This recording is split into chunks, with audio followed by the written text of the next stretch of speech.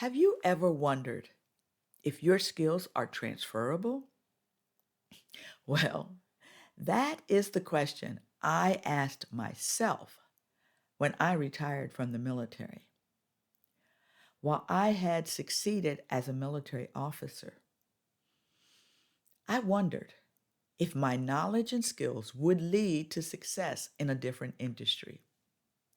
So when I became a school based administrator, I wondered if I could use the extensive training I received during my military career.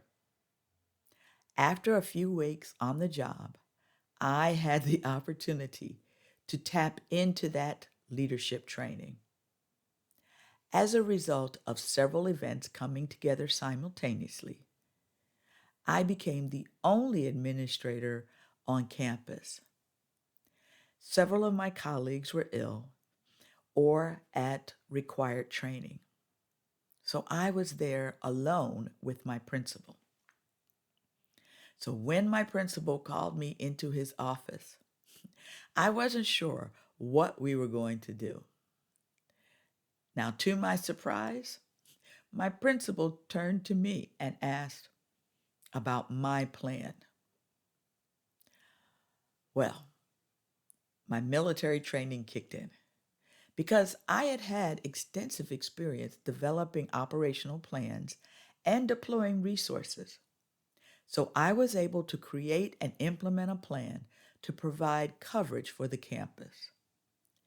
While my plan encountered a few challenges throughout the day, my team successfully overcame every obstacle. After we finished the day, I conducted a debrief with the team to capture lessons learned. During our weekly administrative staff meeting, I shared my lessons learned and offered several suggestions on how we could improve. One of my colleagues asked, how did I know what to do? Well, I just smiled and said, I spent 20 years leading soldiers. Later that day, while driving home, I thought about my colleague's question. Reflecting on my actions, I realized my military experience had prepared me to be an educational leader. Throughout my educational career, I have been asked multiple times if I believe military leaders can be educational leaders. My response is always a resounding yes. Now I know you're thinking, why? Because they possess many of the essential skills required to lead an educational organization effectively.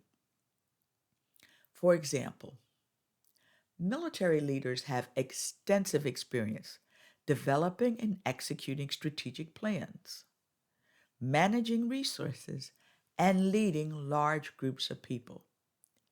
These skills are essential for any educational leader, and military leaders possess them in spades. Now, let me give you 3 reasons to support my position. First, military leaders are experienced in developing and executing complex plans. In the military, leaders must develop comprehensive strategies with objectives, timelines, and contingencies. These plans must also be communicated to their teams, who must execute their part of the plan. This type of strategic planning is also necessary for educational leaders. Educational leaders must create school and academic plans, manage resources, and ensure that their teams have the required materials and guidance to meet their objectives. Second, military leaders are skilled at managing resources.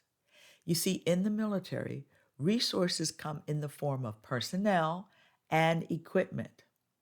The leader must address these resources to ensure the mission is completed successfully. Educational leaders also need to be able to manage resources. For example, they must ensure that their schools have enough personnel, materials, and funding to support their plans.